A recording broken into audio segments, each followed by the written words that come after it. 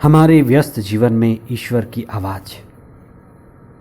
बहुत सारे लोग अक्सर यह सवाल पूछते हैं कि हम कैसे जानें कि ईश्वर हमारे साथ है और ईश्वर हमारे बीच में कार्य कर रहा है। हम उनकी उपस्थिति को कैसे अनुभव करें और उनकी उपस्थिति के कैसे साक्षी बने।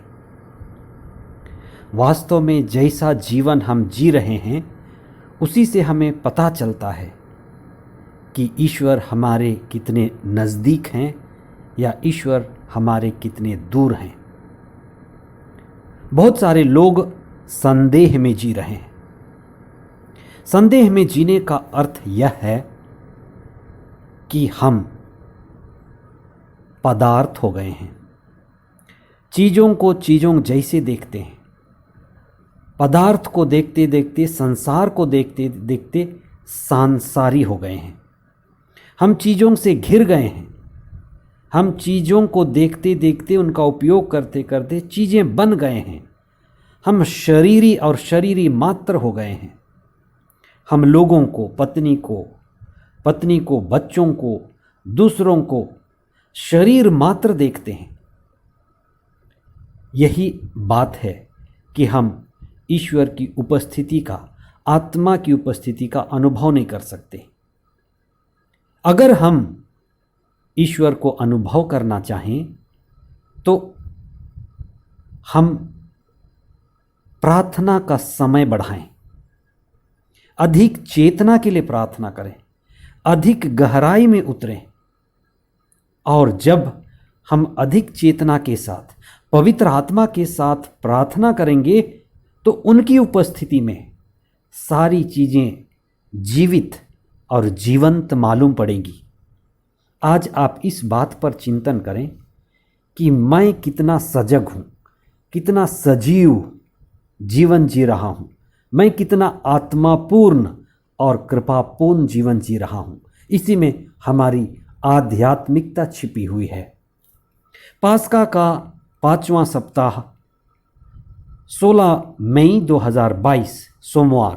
पहला पाठ प्रेरित चरित अध्याय 14 पद संख्याएं 5 से 18 तक और संत योहन का सुसमाचार अध्याय 14 पद संख्याएं 21 से 26 तक। जो व्यक्ति बना बनाया जीवन जीता है, रूटीन जीवन जीता है और उसका जीवन किसी और के द्वारा निर्धारित होता है, कोई दूसरा व्यक्ति आपके जीवन को निर्धारित करता है। हो सकता है आपके माता पिता, आपके अधिकारी या फादर या आध्यात्मिक गुरु। तो दूसरों के द्वारा निर्धारित जीवन हमारा अपना जीवन नहीं है। इसी को हम स्क्रिप्टेड लाइफ कहते हैं। If you are living a scripted life, जैसे आपको बताया गया है, नियम दिया गया है कि आप हर रविवार को चर्च आइए, तो आप आ सकते हैं। बाइबल पाठ पढ़िए, आप पढ़ सकते हैं। चर्च के द्वारा जो भी नियम निर्धारित हैं आप उसका पालन कर सकते हैं, क्योंकि कोई और दूसरा उसको आपको दे रहा है। आपका जीवन नियमावली बन गया है। लेकिन आप याद रखें, नियम तो नियम है, नियम मरा भी होता है और बार बार बिना चेतना के आप उस नियम का पालन करते हैं तो उसमें हमें ज़्यादा लाभ नहीं होगा। इसलिए प्रभु ने कहा कि जो वचन मैंने कहा उसमें आत्मा और जीवन है। आइए हम आज इस पर विशेष चिंतन करें। आज के पहले पाठ में संत पौलुस ने इसहाक के शिक्षा पर आधारित प्रवचन दिया। इसहाक की शिक्षा थी दूसरों को क्षमा देना, पिता ईश्वर पर विश्वास करना, सभी के साथ प्रेम करना, अपने जीवन को अच्छे कामों के लिए, लोगों के लिए, परिवार के लिए, सबके विकास के लिए समर्पित करना। इसी तरह की ईसा की शिक्षा पर आधारित प्रवचन से लोगों के बीच प्रेम उत्पन्न हुआ, विश्वास उत्पन्न हुआ। और जब और जहाँ भी ईसा की शिक्षा सिखाई जाती है, प्रार्थना के द्वारा, स्तुति आराधना के द्वारा, प्रवचन के द्वारा, गीत भजन के द्वारा, तब वहाँ ईश्वर की उपस्थिति आती है। ईश्वर में लोगों का विश्वास बढ़ता है और उन्हीं जगहों पर चंगाई होती है, चिन्ह और चमत्कार होते हैं। और ये सब ईश्वर की उपस्थिति के परिणाम हैं। शिष्यों के बीच पुनर्जीवित ईसा की उपस्थिति विद्यमान थी कि लंगड़े को चंगाई मिल गई। आज के पहले पाठ में पुनर्जीवित ईसा की उपस्थिति का यह प्रमाण है। यह उसी को प्रमाणित करता है कि ईश्वर वास्तव में ईश्वर के पुत्र हैं। वह मरकर जी उठे और शिष्यों के बीच विद्यमान थे। आज भी ईसा कलीसिया में हमारे बीच में जीवित हैं, विद्यमान हैं। विभिन्न रूपों में हमें इसका प्रमाण मिलता है। और जब हम हृदय से प्रार्थना करेंगे, मन, वचन और भक्ति से प्रार्थना करेंगे, तो कई सारे लोगों को चिन्ह, चमत्कार और चंगाई देखने को और अनुभव करने को मिलता है।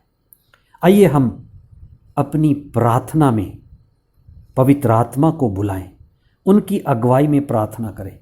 हमारा विश्वास प्रार्थना में बढ़े और हम ईश्वर को हृदय से प्यार करें। आज के सुसमाचार में ईशा कहते हैं, जो मुझे प्यार करता है वह मेरी आज्ञाओं का पालन करता है। ईश्वर को प्यार करने में और ईश्वर की आज्ञा पालन करने में समानता है। ईश्वर प्रेम और ईश्वर की आज्ञा का पालन एक ही है। हम जब किसी व्यक्ति से प्रेम करते हैं तो उस व्यक्ति के आदेश को सहजता से पालन करते हैं। उस व्यक्ति का आदेश हमारे लिए बोझ नहीं बनता। आप समझ लीजिए, जिस विद्यार्थी का किसी शिक्षक से अच्छा संबंध है, अच्छा रिश्ता है, तो शिक्षा का आदेश, गुरु का आदेश,